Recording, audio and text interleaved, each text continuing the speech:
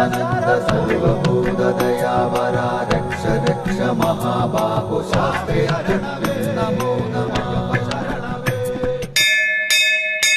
लोकवीरम् महापूज्यम् सर्वरक्षाकरम् विभुम् पार्वती हृदयानन्दो शास्तारम् प्रणमाम्यहम् भूतनाथ सदानंद सर्वभूतदयावरा रक्ष रक्ष महाबाहो शास्त्रे तुभ्यं नमो नमः विप्रपूज्यम् विश्ववन्द्यम् विष्णुशम्भो प्रियं सुतम् क्षिप्रप्रसादनिरदम् शास्तारम्